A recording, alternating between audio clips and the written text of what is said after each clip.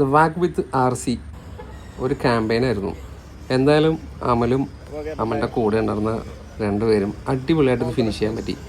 നമ്മൾ ഏകദേശം ശനിയാഴ്ച രാവിലെ തൃപ്പൂണിത്തുറ സ്റ്റാച്യു ജംഗ്ഷനിൽ നിന്ന് തുടങ്ങിയ യാത്ര വളരെ വിജയകരമായിട്ട് മൂന്നാർക്ക് അവർക്ക് തീർക്കാൻ പറ്റി. അതിൻ്റെ ഇടയിൽ വണ്ടിക്ക് ചെറിയ കോംപ്ലിക്കേഷൻസ് ഒക്കെ വന്നിരുന്നു. ഒരാൾ വേറൊരു വണ്ടി വന്നിട്ട് അറിയാതെ അതിൽ മുട്ടുകയും അതിൻ്റെ കുറച്ച് സാധനങ്ങൾ ഡാമേജായി.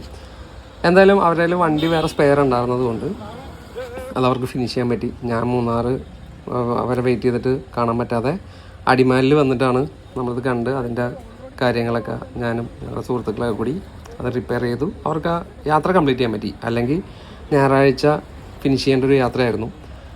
അവർ അങ്ങനെ തിങ്കളാഴ്ച ഏകദേശം ഒരു 2 മണിയോടുകൂടി മൂന്നാർ എത്താൻ പറ്റി.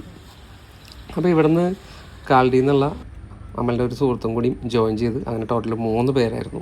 ഏകദേശം 1270 മീറ്റർ സീ ലെവലിൽ നിന്നും. അതൊരു എൻഡ്ലെസ് പാഷനാണ്. കാരണം ഇവർ ഇതിനോട് കാണിച്ചൊരു ആ ഒരു ഇഷ്ടം അതിലാണിത് കണ്ടത്. കാരണം ഇത് ആദ്യം പറഞ്ഞപ്പോൾ എനിക്കും നീ എന്താണ് ഉദ്ദേശിക്കുന്നത് എന്നുള്ളത് ഞാനും ഒന്ന് ഫോളോ ചെയ്തായിരുന്നു. ഇതറിഞ്ഞ പല ആൾക്കാരും ഇവരിത് അച്ചീവ് ചെയ്യുമോ അല്ലെങ്കിൽ ചെയ്യാൻ പറ്റുമോ, കാറിലാണോ പോണത്, അങ്ങനെ പല സംശയങ്ങളുണ്ടായി. ഒരു മീറ്റർ പോലും അവർ വണ്ടിയിൽ ഇത് പോവുകയോ ഒന്നും ചെയ്തിട്ടില്ല. മൊത്തം വളരെ എഫേർട്ട് എടുത്ത് അത് നടന്ന് തന്നെ ഈ നല്ല മഴയും മഞ്ഞും എല്ലാം ഉണ്ടായിരുന്നു. അപ്പോൾ അതിൽ നമുക്ക് കുറേ ആൾക്കാർ മോശം പറഞ്ഞിരുന്നു, കമൻ്റെല്ലാം ചെയ്തിരുന്നു. അപ്പോൾ അത് ഓരോ ആൾക്കാരുടെ ഓരോ പാഷൻസാണ്.